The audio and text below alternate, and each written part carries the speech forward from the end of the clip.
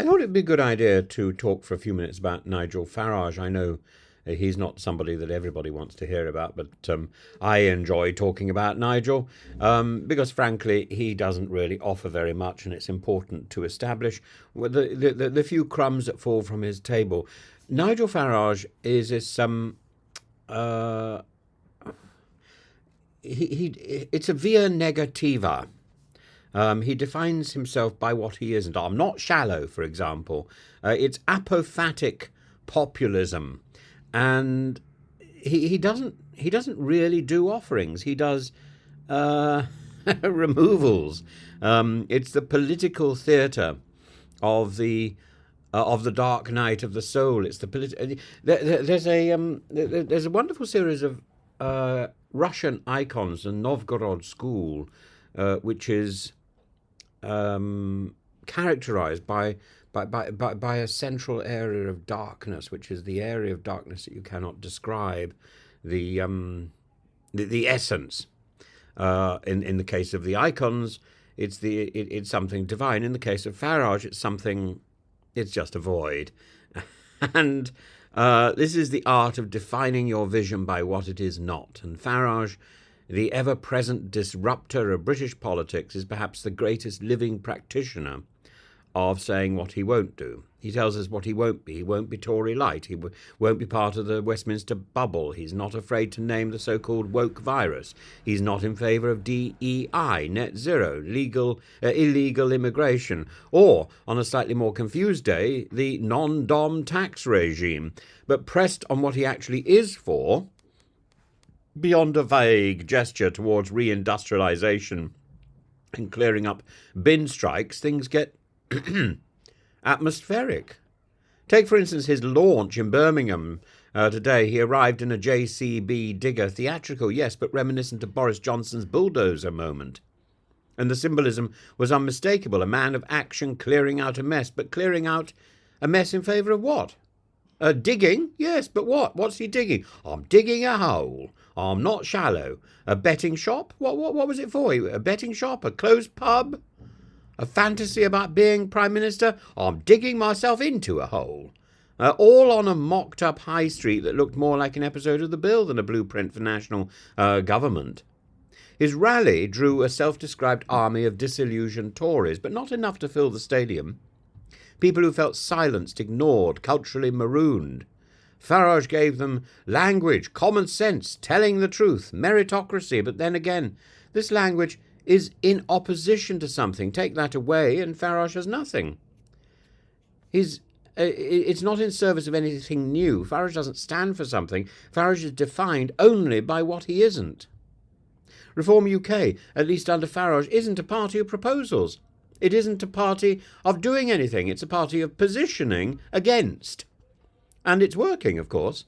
Reform is polling at 24%. That's neck and neck with Labour. But this momentum hasn't been built into or on a manifesto. It's been built on a mood of discontent, of not liking what we've got.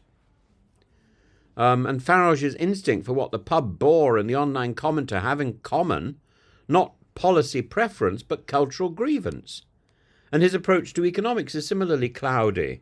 He vows to cut taxes for those earning under £20,000, a policy that sounds almost Corbynite in its populist generosity, while promising the deportation of every single illegal migrant, a logistical fantasy if ever there were one. Like Trump, he counts on the implausibility of his promises being an asset. If it's too difficult to deliver, that's the establishment's fault, not his. He does, however, have enemies. That's the one thing that he has cultured and cultivated and acquired. It's one thing we can actually say about him. He has enemies. He's clear on these. The Conservative Party, I want to destroy them, says Aaron Banks, in the same voice as I do for Farage.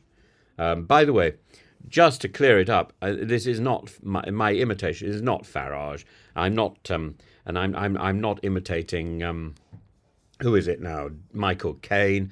I'm doing a sort of COD manifestation of Tony Curtis imitating Cary Grant in Some Like It Hot, because it amused me. And having done it once, I think I should continue doing it. But so what one.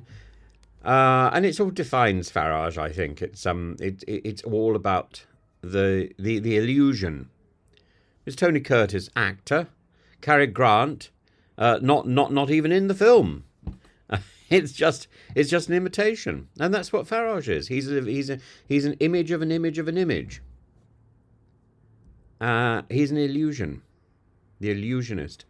One of the most revealing moments came when yesterday when he referenced the steel magnate Lakshmi Mittal leaving the UK. The crowd booed Mittal, cheering his departure. Farage, visibly flustered, had to explain that we need billionaires to invest. That's the problem with your movement. When your movement is fueled by anger, it can turn on you. It gets angry about the wrong things. And then there's the awkward dance with Trump. Farage wants the style of Trump, the grievance, the swagger, without the full global baggage. Without all the rubbish. On Ukraine, he distanced himself from Trump's plan to make Putin a winner. Yet this is the same Farage who once claimed Putin was on our side in the war against Islamic extremism. The apophatic state, the apophatic stance, the apophatic position, the apophatic definition falters here. You can't define your foreign policy solely by who you don't agree with. The Farage phenomenon is an exercise in political avoidance. Strip away the institutions, strip away the jargon, strip away the bureaucracy, and say, I'm not like them. And in that void, many disaffected voters will see a reflection of themselves. But they're tumbling. They're tumbling into what? Into nothingness. That's not anything reliable. That's not anything safe. They've got nothing to hang on to there. We're hanging on to everyone else who's tumbling. Well, jolly good luck. Jolly good luck, and Farage is taking you down with them. We're all going down. It's like the descent of Satan into hell, and that took 8 days. And here's the rub. You cannot govern by mirroring somebody else. You cannot govern by taking the opposite view to someone else, because in the end, that someone else is gone. If you've got power, that someone else is gone. And at some point, reform needs to propose. Reform needs to construct something. Must not say what it hates, not just what it hates, but what it hopes for. Until then, Farage isn't a messiah, as Loki accused him of thinking that he is. Rob Arthur Lowe said that Farage was the messiah. He's not. He's an illusion. He's a fantasy. He's a mood manager, a mood book. Frankly, if you want a fashion designer, you've got all these little photographs of what you don't want. That's what Farage is. Farage is a person who's saying, "Well, I want something like this but different." Well, bully for you. Go and talk to the original. Farage is a conjurer of discontent, an impresario of indignation. He is the master of the void. Void. And if you believe Britain's problems can be solved by anger alone and by absence and by avoidance and by apophatic definition, if you want government but you want more than a man on a JCB shouting at the rubble, well, you know, Farage demonstrated beautifully last night what he is not. He is not a leader. He is not somebody that anyone else can rely on. He is not authentic. He has nothing to offer of his own. He is simply a void.